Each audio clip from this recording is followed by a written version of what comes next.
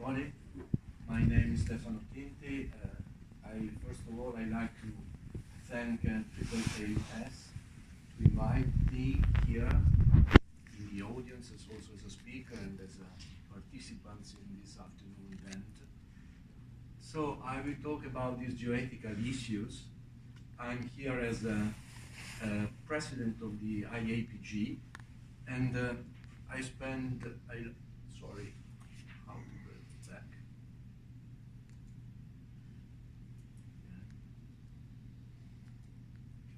Yeah. Okay, that's me with the first slide of presentation, but I skip it because I was presented wonderfully before by the presentation and the presenter of this panel session, so I can go on. And just a few slides concerning the International Association for Promoting Geoethics. So I was involved in early warning system of tsunamis and the natural disasters since the beginning of my career at university. And I was one of the promoters within the IOC UNESCO of the tsunami warning system for the Mediterranean, for Europe, together with other systems that were created in the same year, 2005, after the main disaster of 2004, the 26th December of 2004 in Indonesia. But, and of course, I was involved in geoethical problems, but indeed my first involvement in geoethics within an association was in 2013. After that was founded in 1 year before as an NGO, and now it's a very small organization, but anyhow it's sorry, it's no, I want to go back.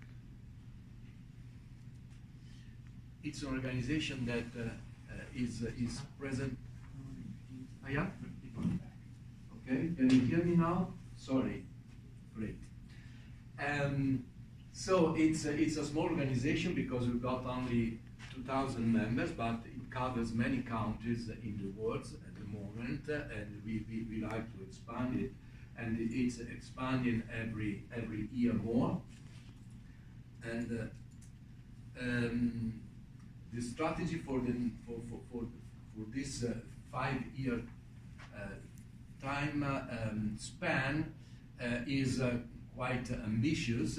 We run projects, we have a networking, we have publications and many other activities like here. But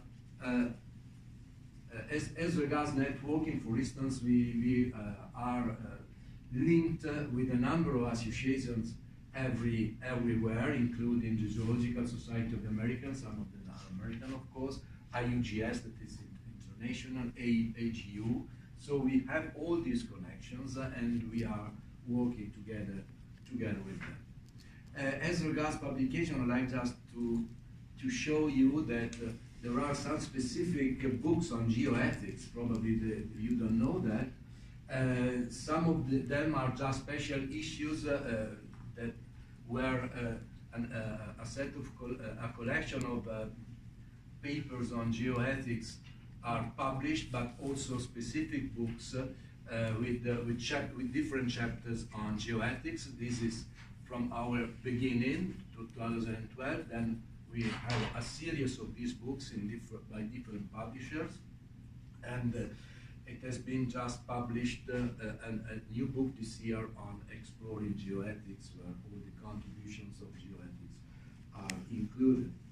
Well, let's come to my topic and to my presentation. So I had a long presentation, but I want to speak about natural hazards and natural disasters here, and from a geoethical point of view. So what is the role of scientists, geoscientists, in tackling and addressing natural disasters? So of course they are producing products, they are making assessment, and indeed here I want, apart from this introduction, so this introductory slide that probably is is true elementary, but just to say that hazard is related to probability that a given danger occurs within a given period of time and in a given region.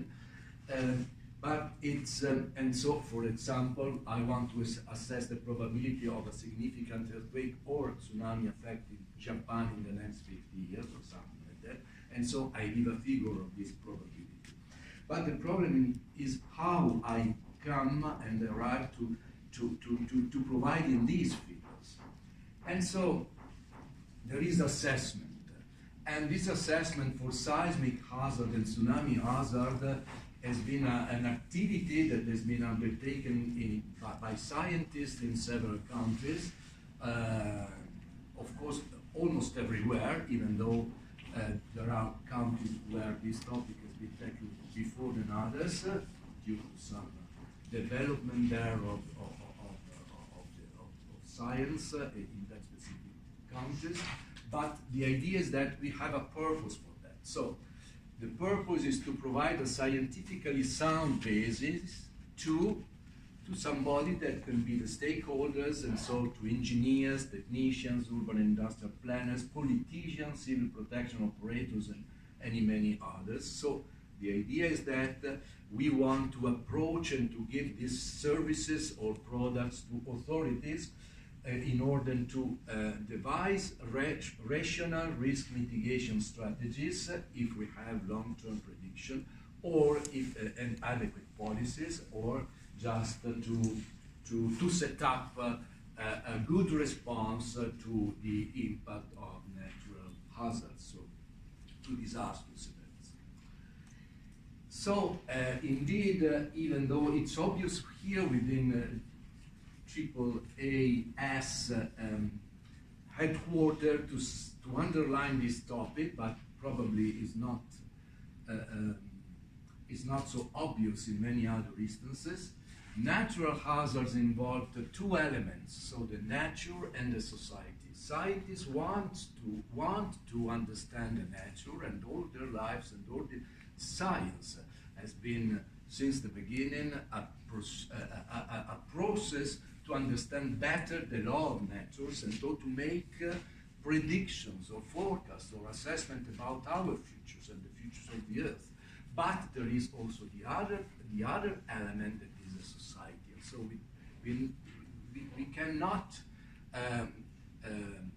forget that there is this important link between the two, and so geoscientists have to, since the beginning, organize their own work, and this is not always done, in order to provide good tools to the society to protect themselves. So let me call your attention to this topic then. So the short and long-term prediction, and what is the point of view of a scientist, and what is the impact on the society. So short-term prediction, of course, covers a time span in the future that is comparable with human activities time scale. Can be hours, can be minutes, can be seconds, but let me say minutes or hours, or 2 years. On the other hand, we have to do, and scientists have provided, long-term prediction. And this covers a time span in the future much longer than human activities time scales, and can be from decades to thousands of years. And we are doing that. So we are making assessment of what will be the seismic hazard in the next 500 years, 5,000 years, 20,000 years, or something like that. So how to cope with these predictions and how to evaluate this prediction for the benefit of the society, or how to evaluate this prediction as a scientific tools. This is a problem. So let me give you an example of a global seismic hazard assessment program. And one of the products is to provide seismic hazard that is, I mean, the map, the legend of the map is here. I made a zoom here to, I don't know if you read it, if you can read from the back, but it's written, this is a peak ground acceleration in meter per second square, but is the 10% probability of exceedance in 50 years. That is equivalent, just to understand, to a return period of 475 years. So we provide this map. This means that, for instance, if we are going to read here this yellow, we have 0.8 meter per second square. That is approximately 10%, not exactly, a bit less than 10% of the acceleration g, so the gravitational acceleration. So everything that is colored in yellow or other colors that are from here to here are assessed to receive an acceleration in the next 500 or 475 years that is larger than the 10% of g. So this is what is written here. How can we assess the validity of this assessment, of this map? This is the question. Let me give you another example for the USA, where exactly the same content is given. So we are given in terms of, in this case, percentage instead of the real absolute value, percentage of G. So the 20% of G is here, this yellow, and from this 20% of G, all the other colors, even 100% of G, I'm expecting something that is of the order of G or larger than G. But from here, this is the map that was elaborated exactly with the same content, it's just different the palette, for the USA, from the US Geological Survey. This was a map in 1996. This map has been refined, so you understand much better than me. There is the states, all the United States border written here, and all these colors. So probably Washington is around here, Virginia, something.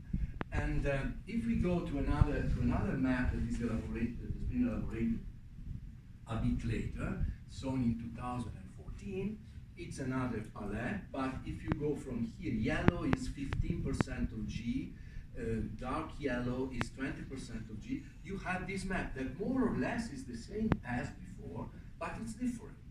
It's different, especially look at here. So you've got here a spot in the middle that is 0.07% of G that you hadn't before in the previous map that was elaborated more or less 20 years before. So you don't have it here. It's different. There are many other details that are different, but 20 years later, you get another map that is more or less the same, but with important details that are different. So let me go on with another topic. So I pass from earthquake to tsunamis. And here I've got exactly the same map, a global tsunami hazard map that has been just elaborated 1 year ago in February 2011. So 2018, it was published by the Geological Society of London Special Publications.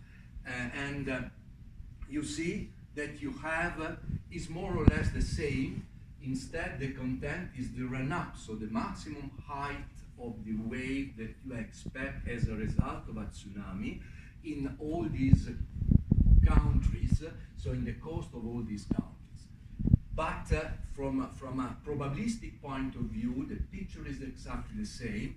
It's equivalent to the return period in 500 years instead of 475, more or less, is exactly the same. So you see the different colors. It's given in blocks, in bins, so 1 to 3 meter, different colors, exceeding 10 meters in all this area here. But I added another point. This is a median value. What does it mean, a median value? It means simply this one. So let's suppose that you have a 500-year period, and you, at the end of this 500-year period, go in all these coasts and measure what was the maximum run-up of the tsunamis. For instance, in a certain point, let me pick up my country. I'm from Italy, so this is Italy, this is Mediterranean. So in southern Italy, let me pick up this point here that is something. It's blue, so it means between 1 and 3 meters, and Sicily is the place there. So let me consider that I have 2.5 meters. Then I'm here.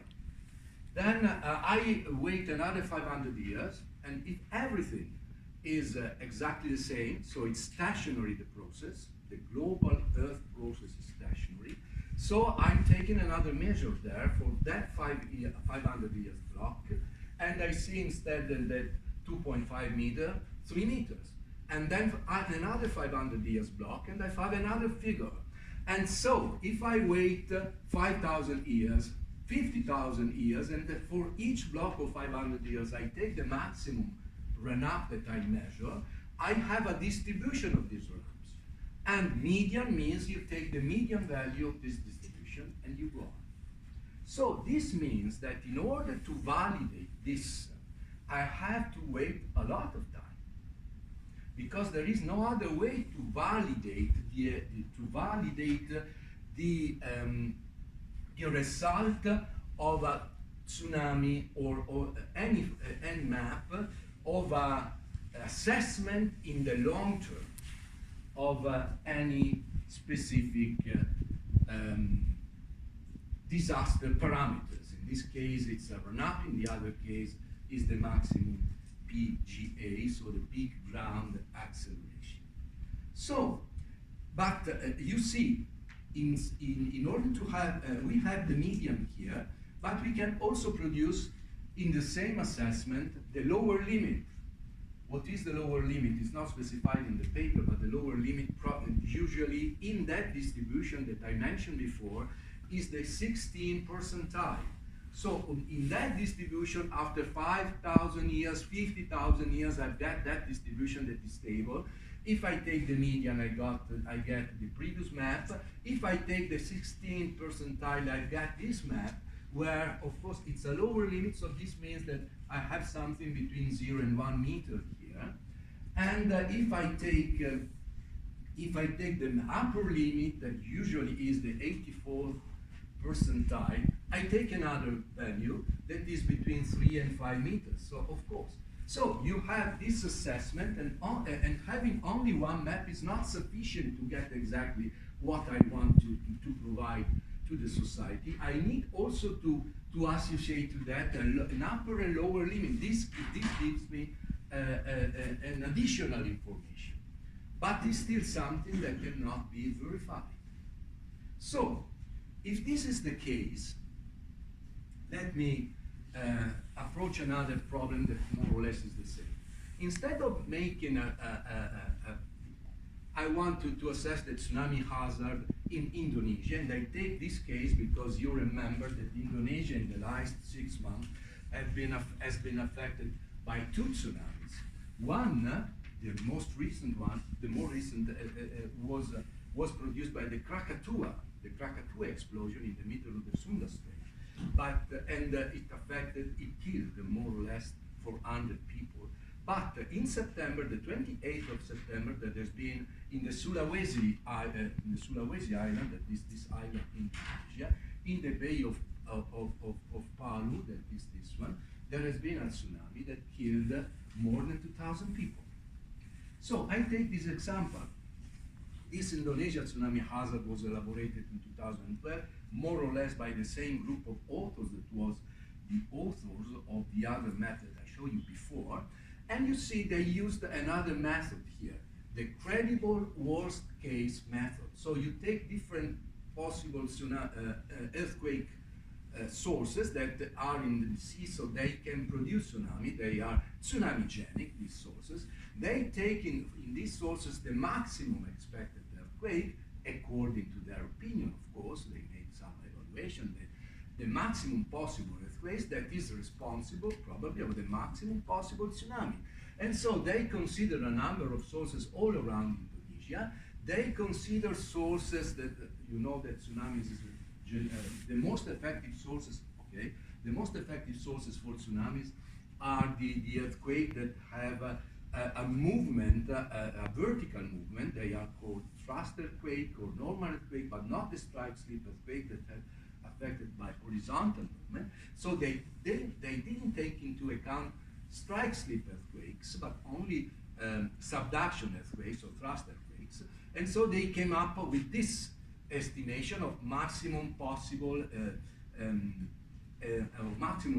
tsunami and run-up. And you see this is still the run-up, and you see that here you have a run-up maximum that is about 2 meters, exactly in the area where the tsunami occurred. And in that area, in the tsunami hit with a run-up that was 6, and in some point also 10 and 11 meters.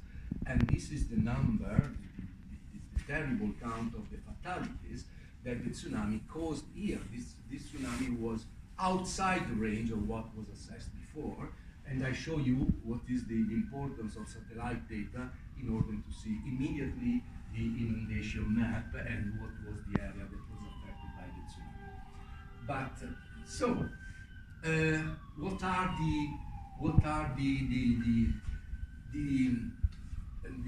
more than the conclusion, the consideration that I can do? How to evaluate a prediction? So, a short-term prediction can be evaluated immediately because you have hundreds of samples. If you make a prediction every day for the following day, so after 1 year you have 365 cases, and you can have a good probabilistic view of how many times you make the right prediction and how many times your prediction was wrong. But if you have a long-term prediction, this possibility of falsifying or verifying your prediction is excluded. You don't have it. So the only way, the only way to evaluate a prediction in the short-term prediction, it's possible. But in long-term prediction, the only way to evaluate the goodness of the prediction is to have a method that has to be judged not on the results, so at the end of the period, but on the internal consistency.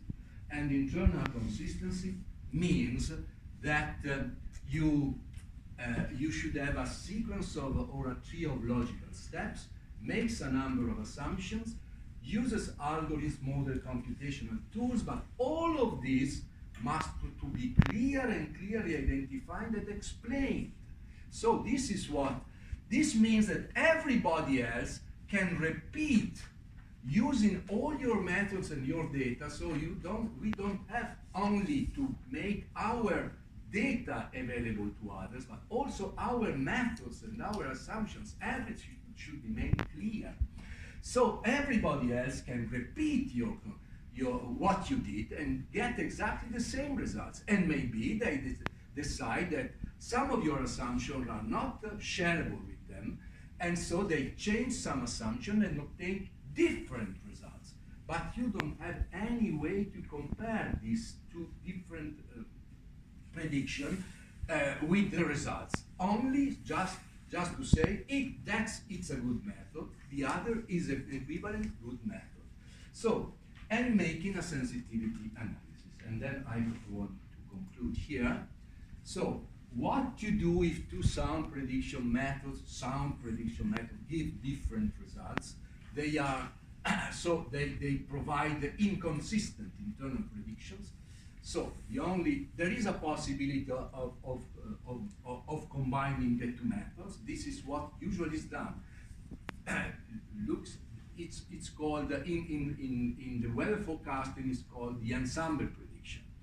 So they have two groups that make two different predictions. They put the results together, but this is what I want to stress. The other way, there is no universal method. But the main point here is that all this kind of prediction have a value, but this value is only resides in the social and political values of the provided products. So you provide a product, this product should be well understood and accepted by the stakeholder, the other side. So there is no real method that is sound. At the end, the real method is sound if this method has implications that are practical implications and are shared by the society. And so if you produce that map, so the US map, the USGS map of the seismic hazard, and that map is useful to produce a seismic code, that map has an implication. And the seismic code is something that has been shared by the authorities. It becomes a law, and maybe that has this strong implication that all the buildings that are built in that area should respect that code. So this means that if somebody else comes with another prediction, but this is not accepted by the authorities, that prediction is just something that is there. It's a sort of a branch that is a dead branch. It was just a scientific exercise. All the predictions that have a practical usefulness are those predictions that are accepted by the society. So geoethical principle means that if you start doing something that is, as for you, some scientific value, the scientific value is nothing in this field if this value is not shared by the society.